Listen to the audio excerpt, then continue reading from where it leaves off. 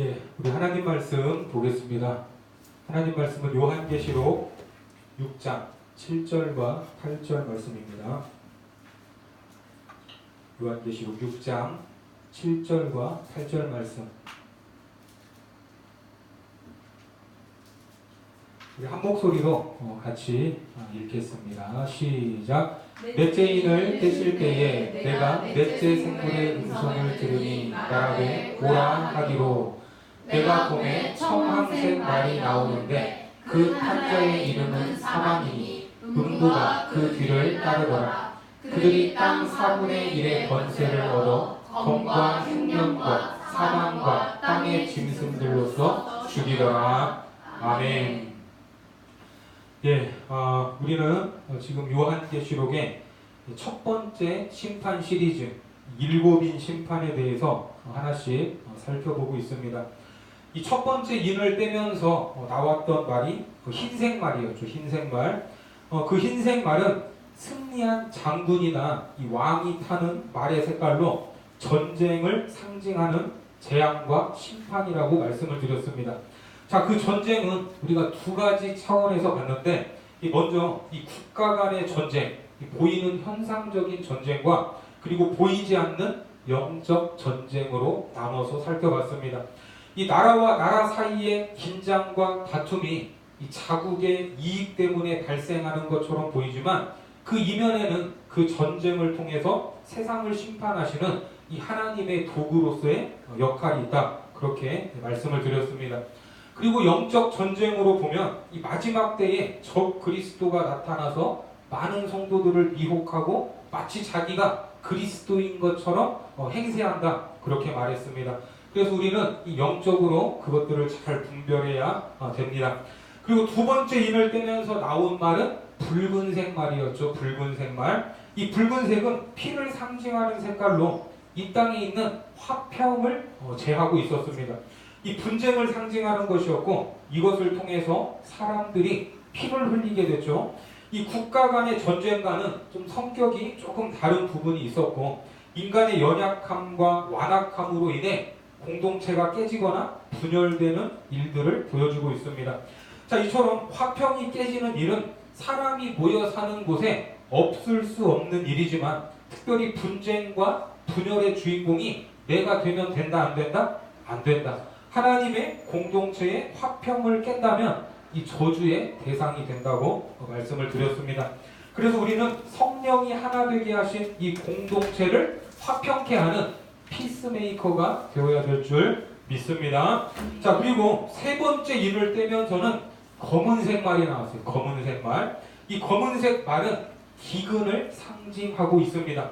이 물가가 폭등을 했죠. 하루 종일 벌어도 밀 한 대, 보리 석 대밖에 살 수 없는 안타까운 모습을 봤습니다.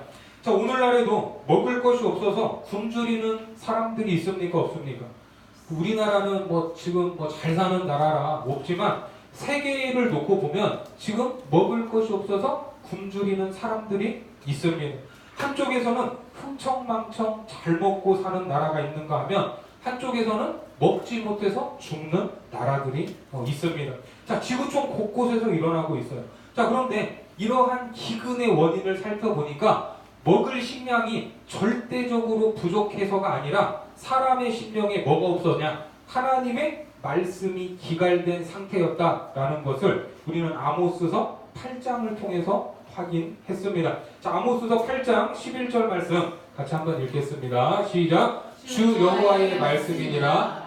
보라, 날이 이를지라. 내가 기근을 땅에 보내리니 양식이 없어 주림이 아니며 물이 없어 가람이 아니요 여호와의 말씀을 듣지 못한 기갈이라. 그렇습니다. 자, 이러한 영적 공허함의 원인을 알지 못한 채 인생들은 여전히 세상의 물질과 세상이 주는 허망한 것들로 그 공허함을 채우려고 끌어모으니까 있는 사람들은 넘쳐서 죽고 없는 사람들은 굶어 죽게 되는 안타까운 일들이 일어난다고 했습니다. 자, 그리고 오늘 이제 우리가 읽은 이 본문은 네 번째 인을 떼는 장면이면서 이 앞에 나온 첫 번째, 두 번째, 세 번째 이 재앙의 완결판이기도 합니다. 자, 오늘 무슨 색의 말이 등장을 했죠? 8절에 보면 내가 봄에 무슨 색 말이 나왔어요? 청황색 말이 나왔습니다. 청황색. 자, 청황색. 우리가 일상적으로 이건 청황색이야 이런 말 잘 해요, 안 해요? 자, 그런 말은 안 쓰죠. 이게 청색이면 청색이고 황색이면 황색이지 뭐 청황색이라고는 안 하죠. 자, 그런데 이 헬라어 원문에 보면 이게 청황색, 이 클로로스라고 하는데 이 색깔은 녹색, 이 초록색을 의미하는 말입니다. 자, 그런데 우리가 생각하는 초록색, 일반적으로 식물의 잎이 초록색이고 초록색 하면 이 생명력이 넘치고 푸르른 그러한 것들이 연상되지 않습니까? 그런데 그런 생명력 있는 초록색이 아니라 죽은 색깔이에요. 죽은 색깔. 그러니까 초록은 초록인데 시퍼렇게 먹는 색깔. 이 곰팡이가 피어 올랐을 때의 색깔이 청황색입니다.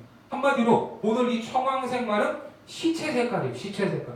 그래서 청황색 말 위에 탄 자가 누가 말 위에 타고 있어요? 그 탄 자의 이름은 뭐예요? 맞습니다. 사망이래요. 사망. 자, 그런데 우리가 이제 얼핏 한 가지 의문이 들 수 있습니다. 네 번째 인을 뗐을 때 이게 죽음이에요. 죽음. 사망입니다. 그런데 이 죽음은 뭐죠? 앞에서 나왔던 전쟁, 분쟁, 기근과 같은 재앙과 심판이 임했을 때 사람이 죽어요, 안 죽어요? 자, 죽게 되는 결과가 나타납니다. 전쟁을 하면 정말 수없이 많은 사람들이 죽어나가죠. 한 민족 안에서 분쟁이나 분열로 인해 유혈 사태가 일어나고 공동체가 깨질 때도 많은 사람들의 몸과 마음이 죽게 됩니다. 그래서 네 번째 인을 떼면서 나오는 이 사망은 그 자체로도 하나의 심판이라고 할 수 있지만 그것보다 앞에 나왔던 세 가지 인을 떼면서 나왔던 모든 심판과 재앙을 이제 이 죽음이라는 이름으로 아우르고 있는 것입니다.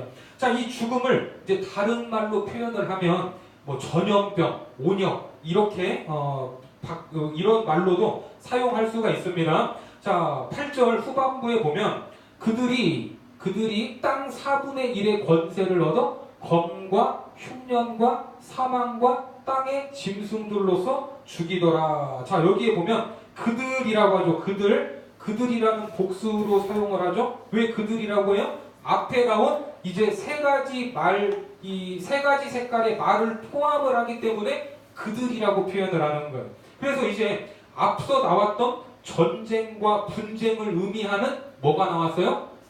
권세를 얻어 무엇과? 검이 나왔죠? 그리고 기근의 의미로 사용되는 뭐가 나왔어요? 흉년이 나왔죠. 흉년. 그리고 오늘 사망이 나와요. 사망. 오늘 네 번째인. 그리고 한 가지 더 뭐가 더 있어요? 땅의 짐승들로서 죽이더라. 이 표현이 나옵니다. 자, 이렇게 몇 가지가 세트로 묶여서 다니는데 이런 표현들은 하나님의 심판을 묘사할 때 사용하는 이 유대인들의 이 문학적인 표현 방법입니다.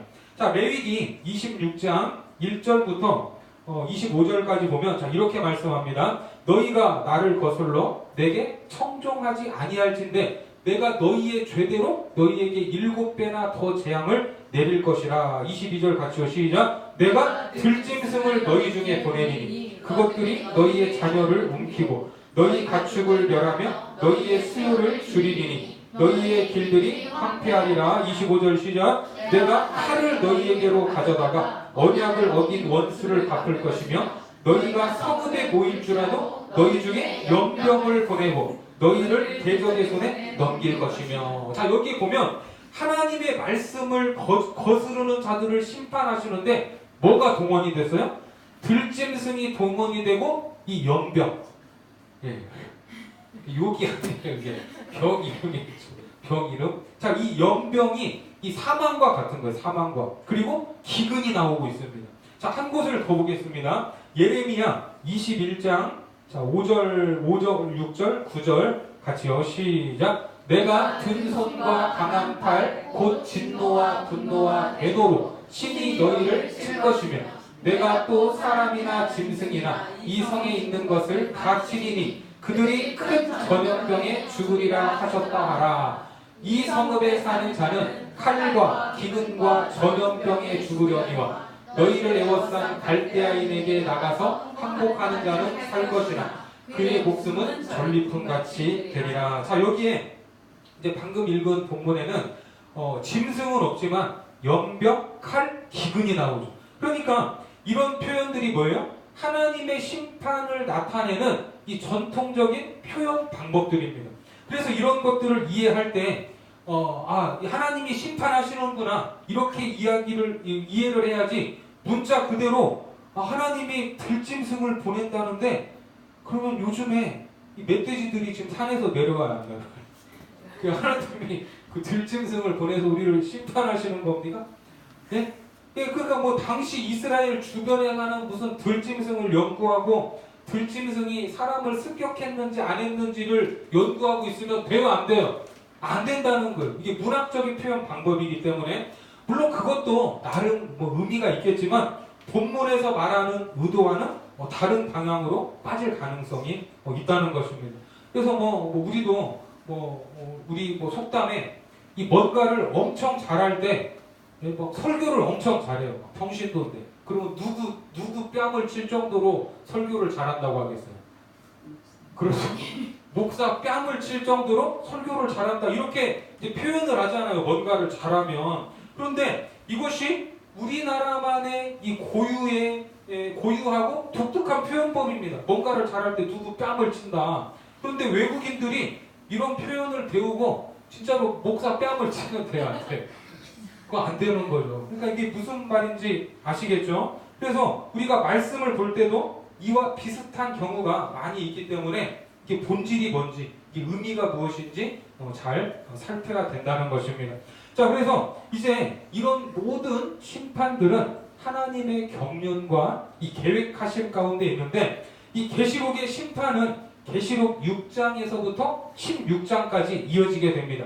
이 첫 번째 심판 시리즈가 뭐냐면 따라해보세요. 일곱인 심판. 일곱인 심판. 그리고 두 번째 심판 시리즈가 따라해보세요. 일곱 나팔 심판. 일곱 나팔 심판. 그리고 세 번째는 따라해보세요. 일곱 대접 심판. 일곱 대접 심판. 예, 자 이렇게 일곱인, 일곱 나팔, 일곱 대접 심판이 이제 시리즈로 나오는데 자 7개씩 3세트가 나왔죠. 그럼 이게 다 합하면 심판 개수가 몇 개예요? 21개의 심판이죠. 자 그러면 왜 이런 심판이 필요한가? 그냥 한 판에 그냥 끝을 보시고 벌을 줘야 할 자들은 벌을 주시고 상을 줄 사람들은 상을 주시면 되지 왜 이 심판을 구질구질하게 7개씩 3세트로 나눠가지고 이걸 하나 둘 셋 넷 또 하나 둘 셋 넷 다섯 여섯 일곱 이렇게 길게 이 심판을 늘어 놓으시는가?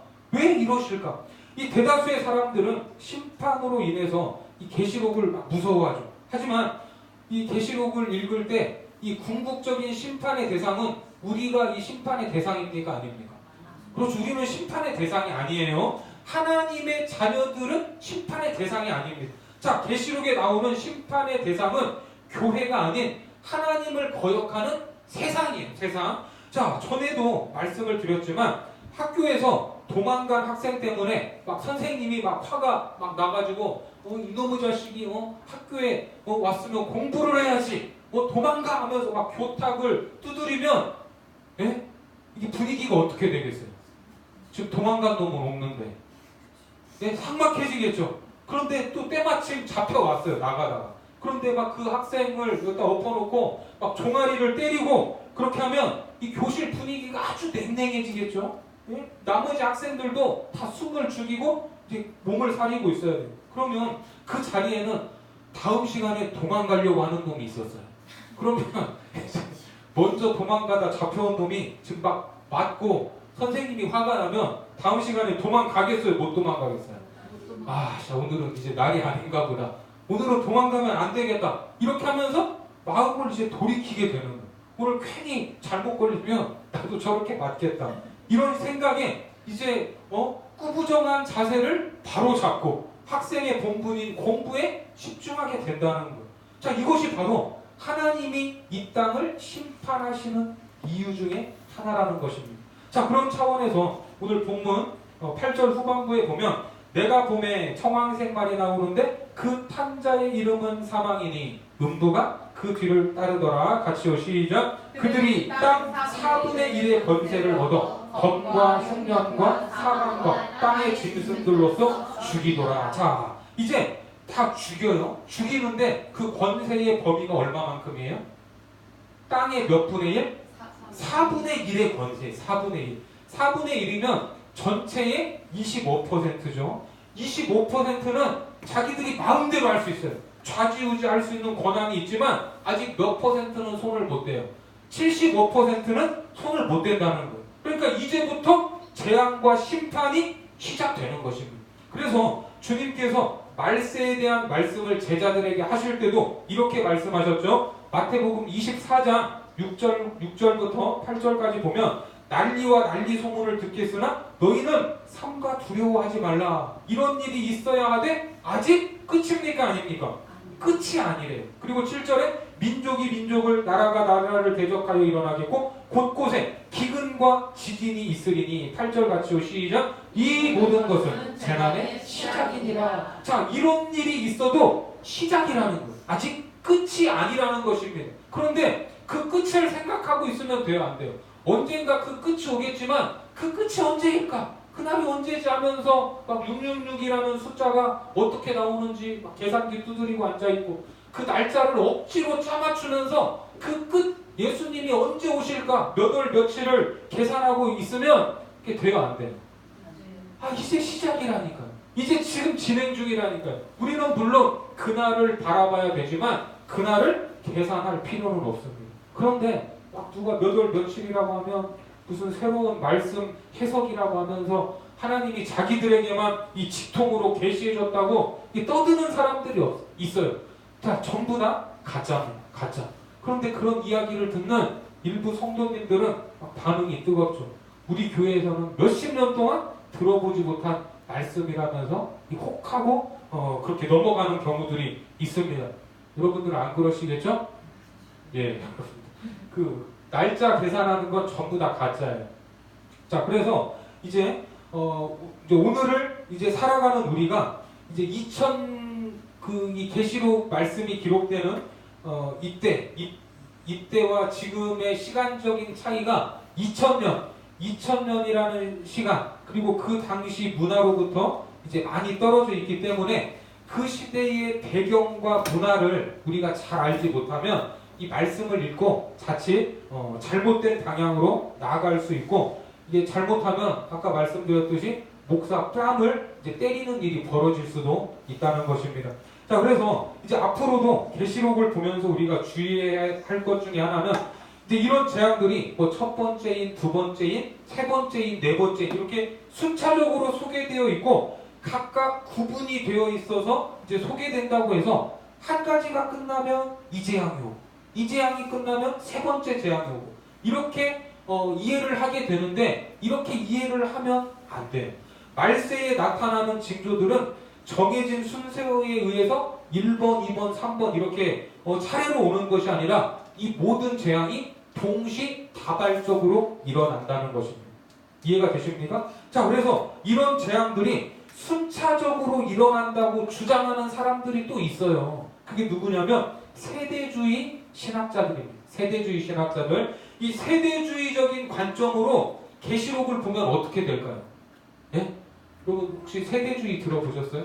세대주의적으로 아마 그 신앙생활 하시면서 뭐 한 번쯤은 스쳐서라도 이게 세대주의다라고 말은 안 해도 아마 들어는 보셨을 거예요. 세대주의적인 관점으로 계시록을 보면 일단 재밌습니다. 왜 재밌는지 아세요? 이게 딱딱 이게 짜맞추는 재미가 있어요. 짜맞추는 재미. 사람들이 가장 궁금해하는 것이 과거입니까? 현재입니까? 미래입니까?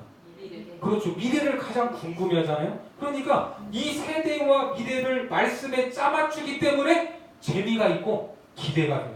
하지만 그것은 미래를 아는 것이 아니라 미래에 대해서 궁금해하는 사람들의 이 심리적인 만족을 이용하는 잘못된 성경 해석입니다.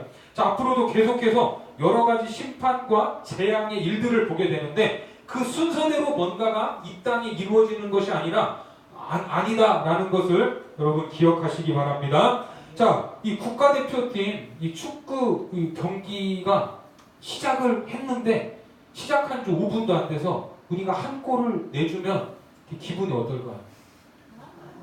진짜 아유 이거 시작부터 절망스럽죠. 그런데 게임이 끝났어요, 안 끝났어요? 그렇죠. 90분 중에 이제 5분 지난 것 뿐입니다. 거기에서 포기할 수 있습니까? 없습니까? 포기할 수 없어요. 아직 남은 시간이 80분이 있기 때문에 얼마든지 기회가 있습니다. 그래서 이제 재난이 시작이다. 아직 끝은 아니다. 이렇게 말씀을 하는 것은 다르게 말하면 기회가 있다는 것입니까? 없다는 것입니까? 기회가 있다는 것입니다. 이것이 하나님께서 인생들에게 던지는 재난과 심판의 메시지라는 것을 믿으시기 바랍니다. 그래서 왜 하나님이 재앙을 내리시고 심판을 하시는가? 그 이유는 아직 돌아오지 않은 많은 인생들이 하나님께로 돌아오기를 바라시는 마음이에요. 그 사람들에게 돌아올 기회를 주시고 조금 더 기다려 주시는 것입니다. 이것이 심판에 있어서 굉장히 중요한 의미요 목적이라는 것을 믿으시기 바랍니다. 그래서 하나님은 세상을 심판하시는 이 궁극적인 목적이 그냥 벌하기 위함이 아니라 사람들이 경각심을 갖게 하고 다시 일깨우고 두들겨서 하나님께로 돌아오게 하는 것입니다. 자, 이것은 이 계시록의 구조를 통해서도 우리가 확인을 할 수 있는데요. 이 심판 시리즈의 구조 안에서 이게 더 확실하고 이제 명확해집니다. 자, 7 심판이 첫 번째, 두 번째, 세 번째, 네 번째 이렇게 계속 이제 쭉 가다가 중간에 한 번씩 끊어져요. 중간에 이 내용이 끊어집니다. 한번 볼까요? 자, 오늘 이제 6장의 끝부분은 6번째 인에 대한 심판이에요. 오늘 우리가 6장을 읽었는데 6장의 마지막은 6번째 심판입니다. 그러면 7번째 인이 어디에 나와야 돼요? 6장의 끝이 6번째니까 7장에 바로 7번째 인이 이제 뜯어지면서 심판을 이어가야 되는데 7장에는 어떤 이야기가 나오냐면 14만 4천 명에 대한 이야기가 나옵니다. 그리고 7번째 인은 8장에 가서야 나와요. 중간에 뭐가 있어요? 이 막간의 장면이 있다는 거예요. 그리고 9장의 마지막 부분을 보면 이제 심판 시리즈의 두 번째가 7 나팔이라고 했죠. 7 나팔. 7 나팔 중에 6번째 나팔을 불어요. 9장의 마지막 부분. 자, 계시록 9장 13절 같이 읽겠습니다. 시작. 여섯째 천사가 나팔을 불매 내가 들으니 하나님 앞 금제단 네 뿔에서 한 음성이 나서. 자, 이러면 이제 10장으로 넘어가서 몇 번째 나팔이 나와야 돼요? 7번째 나팔을 불고 심판을 해야 되는데 10장에 가서는 천사와 작은 책이 나와요. 전혀 딴 이야기가 나와요. 자, 그렇게 말씀을 하시다가 10장 7절에서 7번째 나팔을 천사가 불려고 하는데 하나님이 그때 끼어드시는 바람에 나팔을 못 붑니다. 자, 계시록 10장 7절 말씀 같이요. 시작. 7째 천사가 소리내는 날 그의 나팔을 불려고 할 때에 하나님이 그의 종 선지자들에게 전하신 복음과 같이 하나님의 그 비밀이 이루어지리라 하더라. 자, 나팔을 불려고 할 때 끼어들었어요. 하나님이 왜 끼어들었습니까? 10장 11절에 보면 그가 내게 말하기를 네가 많은 백성과 나라와 방언과 임금들에게 뭐 해야 하리라? 다시 예언하여야 하리라 하더라. 왜요? 이 말씀을 듣고 돌이키고 회개하고 돌아오라는 것입니다. 예? 이 심판이 다 끝나기 전에 기회를 다시 주는 거예요. 이해가 되십니까? 그리고 11장에서 두 증인에 대해서 말을 하고 11장 15절에 가서야 일곱 나팔 심판의 마지막인 7번째 나팔을 봅니다. 11장 15절 같이요. 시작. 7째 천사가 나팔을 불매 하늘에 큰 음성들이 나서 이르되 세상 나라가 우리 주와 그의 그리스도가 되어 그가 세세토록 왕노릇 하시리로다 하니. 자, 이렇게 7 나팔 시리즈에서는 하나님이 중간에 한번 그렇게 끊었어요. 이렇게.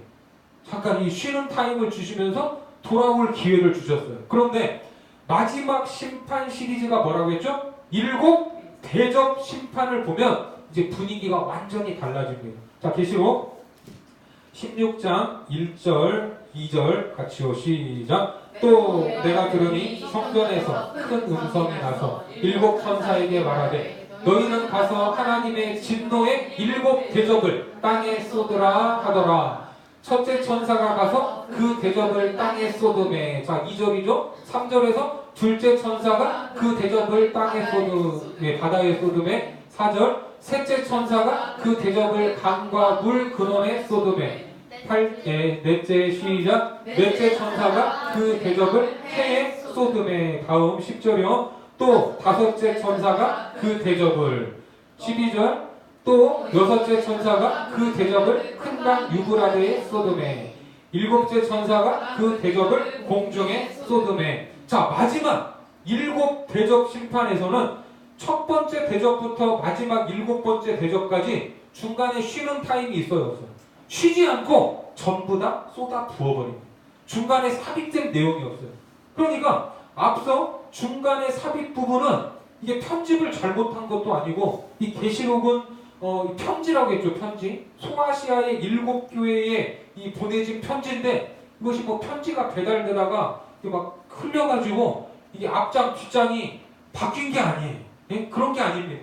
일곱인 심판, 일곱 나팔 심판 중에는 마지막 심판이 있기 전에 심판을 피할 수 있는 기회가 아직도 남아있다는 것을 암시하는 것입니다. 하지만 이 심판의 막바지로 간 일곱 대접 심판의 삽입 장면이 없는 것은 더 이상 이 심판이 미루어지지 않는다는 것을 우리에게 보여주고 있습니다. 우리 하나님은 오래 참으시는 분입니까? 안 참으시는 분입니까? 오래오래 참으시는 분입니다. 그래서 우리가 때로는 답답할 때가 있죠. 너무나 오래 우리도 같이 참으라고 기다리라고 하니까. 하지만 이 참음과 기다림은 오래 참고 오래 기다리시지만 영원하진 않습니다. 베드로후서 3장 9절 같이 봅니다. 시작. 주의 약속은 어떤 이들이 더디다고 생각하는 것 같이 더딘 것이 아니라 오직 주께서는 너희를 대하여 오래 참으사 아무도 멸망하지 아니하고 다 회개하기에 이르기를 원하시느니라. 아멘. 그렇습니다. 하나님이 오래 참으시지만 그 오래 참으심이 영원히 계속되는 건 아니에요. 최후의 심판을 아직 시행하지 않고 계실 때, 그때가 뭐 할 때예요? 돌이켜야 될 때고 회개의 기회인 줄 알라는 것입니다. 그래서 우리가 사는 이 세상에서 일어나는 모든 일들은 우연의 일치로 일어나는 것들이 아니에요. 내 삶에서 일어나는 모든 일들도 재수가 없어서 일어나는 일들이 아니라는 것을 믿으시기 바랍니다. 모두 다 하나님의 계획과 경륜과 섭리 안에서 일어나는 일입니다. 모두 하나님의 보좌로부터 내려오는 일입니다. 믿습니까? 아닌 것 같습니까? 자, 계시록 8장을 보시면, 자, 8장 5절에 보면, 자, 이 부분은 일곱인 재앙의 마지막 이제 재앙을 묘사하는 말씀이에요. 8장 5절 같이 시작. 천사가 황도를 가지고 제단에 불을 담아다가 땅에 쏟음에 우레와 음성과 번개와 지진이 나더라. 11장이요. 이에 하늘에 있는 하나님의 성전이 열리니 성전 안에 하나님의 언약궤가 보이며 또 번개와 음성들과 우레와 지진과 큰 우박이 있더라. 자, 여기는 본론의 이제 두 번째 부분, 일곱 나팔 재앙의 마지막 부분을 묘사하는 장면인데, 역시 하늘의 성전 안에서 번개와 우레와 지진과 우박들이 일어나고 있어요. 어디에서요? 하늘의 성전 안에서. 그리고 세 번째 부분인 일곱 대접 심판의 마지막 16장 17절과 18절 같이요. 시작. 일곱째 천사가 그 대접을 공중에 쏟음에 큰 음성이 성전에서 보좌로부터 나서 이르되 되었다 하시니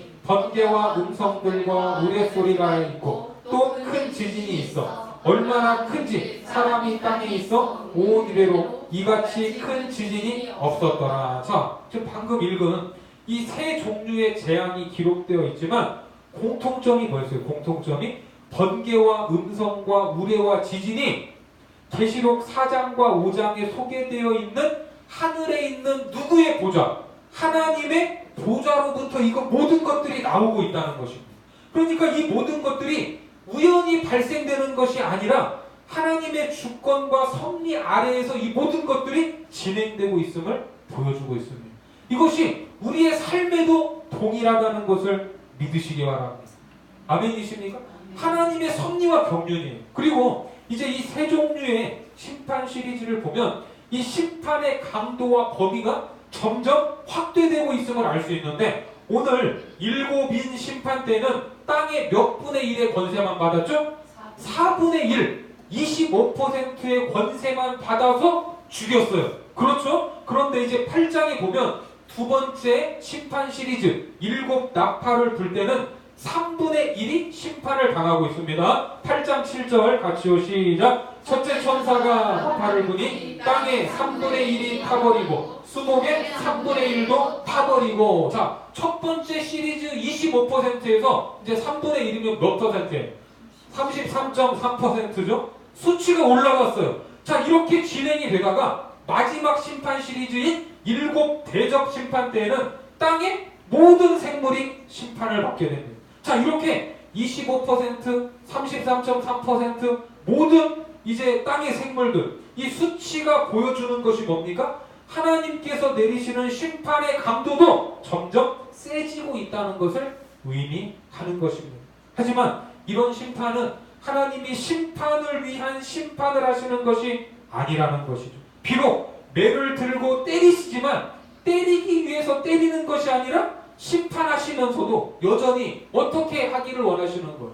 하나님께로 돌아오기를 원하신다는 거예요. 거기에서 우리는 하나님의 사랑과 은혜, 그 마음을 엿볼 수 있어야 됩니다. 자녀가 잘못했을 때 부모가 처음부터 때려요, 안 때려요? 처음에는 좋은 말로 하죠. 예? 부드러운 말로 말합니다.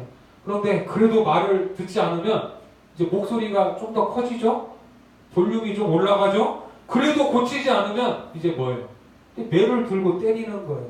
자, 이처럼 예수님의 초림부터 재림까지 세상을 향한 하나님의 심판은 점진적 과정을 통해서 계속해서 지금도 진행되고 있다는 것입니다. 제가 어렸을 때 말을 잘 들었겠어요? 안 들었겠어요? 네? 제 얼굴을 보세요. 말 잘 듣게 생겼네. 네? 그래서 저도 요즘 당하고 있는데 자, 저도 이 어릴 적에 이 엄마한테 맞으면 그 방 쓸던 그 빗자루 있잖아요. 그 빗자루 막 뒤집어가지고 막 그 종아리 맞고 막 그랬었는데 멍들게 맞았어요. 막 이제 화가 나니까 막 이제 때리면 멍들게 맞죠. 멍들게 맞는데 그렇게 이제 맞으면 뭐 이제 애기가 어떻게 해요? 그냥 울죠 이제. 자지러지게 울다가 또 잠 듭니다. 잠에 드는데 잠들다가 이렇게 누가 이렇게 막 뭐 만지는 것 같아서 이렇게 깨면 엄마가 그 예전에 그 안티프라민 있죠. 안티프라민으로 되게 먹는 데를 이렇게 발라가지고 그 막 냄새도 막 코가 찌르고 그러잖아요. 자, 그런데 이 엄마 눈에 눈물이 이렇게 막 고여 있는 거예요. 그런 장면을 봤습니다. 그러니까 이 심판이 뭐예요? 심판이 매를 드는 이유가 뭐예요? 하나님이 여전히 누구를 사랑하신다는 거예요. 이 땅을 사랑하시기 때문에 때리지만 때리면서도 어떤 마음이에요? 하나님의 마음은 빨리 돌아오기를 원하신다는 사랑의 표현이요 기다림이시라는 것입니다. 그래서 이스라엘을 심판하시는 하나님의 마음이 담긴 말씀을 보면 에스겔서 14장 21절부터 23절까지 보면 주 여호와께서 이같이 이르시되 내가 나의 네 가지 중한 벌 곧 칼과 기근과 사나운 짐승과 전염병을 예루살렘에 함께 내려 사람과 짐승을 그 중에서 끊으리니 그 해가 더욱 심하지 아니하겠느냐. 같이요. 그러나 그 가운데에 피하는 자가 남아있어 끌려 나오리니 곧 자녀들이라. 그들이 너희에게로 나아오리니 너희가 그 행동과 수행을 보면 내가 예루살렘에 내린 재앙 곧 그 내린 모든 일에 대하여 너희가 위로를 받을 것이라. 너희가 그 행동과 수행을 볼 때에 그들에 의해 위로를 받고 내가 예루살렘에서 행한 모든 일이 이유 없이 한 것이 아닌 줄을 알리라. 주 여호와의 말씀이니라. 자, 그러니까 여기에도 하나님의 심판을 표현하는 그 관용적 표현이 나왔죠. 칼과 기근, 짐승과 전염병이 나오는데, 자, 왜 이런 일을 행하시는가? 이스라엘의 범죄로 인해 하나님이 매를 들었어요. 심판을 하시지만 그 가운데 어떤 자가 있었어요? 피하는 자가 남아있대요. 피하는 자가. 예, 피하는 자. 자, 그들이 누구냐? 바로 자녀들입니다. 자녀들. 그래서 그들을 통해서 너희가 위로를 받을 것이라고 말씀을 하십니다. 아멘이십니까? 그러니까 하나님은 역사 속에서 하나님을 반대하는 세상과 패역한 세대를 심판하시지만 동시에 그 일들을 통해 하나님의 자녀들은 무엇을 해야 돼요? 하나님의 자녀들은 그 심판과 재앙 앞에서 우리가 영향을 받을 때 영적으로 깨어 있어야 되고, 아, 심판이구나. 그리고 나도 잘못할 수가 있잖아요. 물론 심판의 대상은 아니지만 다른 도망가다 걸린 학생이 맞으면 나도 자세를 바로 해야 돼요. 예? 이렇게 뒤로 있다가 자세를 바로 해야 돼요? 안 해야 돼요? 해야죠. 잘못하면 혼나니까. 그렇게 돌이키게 하신다는 것입니다. 그래서 영적으로 잠들어 있는 돌아와야 할 영혼들을 깨우는 과정인 것입니다. 우리가 비록 세상의 죄악과 패역함으로 인해 심판의 한복판에 서 있는 우리의 삶이 때로는 힘들고 포기하고 싶고 허무한 것처럼 느껴지고 또 들려오는 모든 소식과 소문들이 부정적일지라도 이런 일들을 통해서 오늘도 일하고 계시는 하나님을 우리는 바라봐야 될 줄 믿습니다. 그리고 그 모든 역사 속에서 우리를 여전히 사랑하시는 하나님의 사랑과 그 마음을 우리가 발견할 수 있어야 된다는 것입니다. 오늘도 세상의 모든 일들을 믿음의 눈, 영적인 눈으로 볼 수 있는 안목이 우리 안에 열리고 그 가운데 담겨있는 하나님의 은혜와 사랑을 발견하는 거룩한 자녀들 되시기를 주님의 이름으로 축복합니다. 아멘. 기도하겠습니다.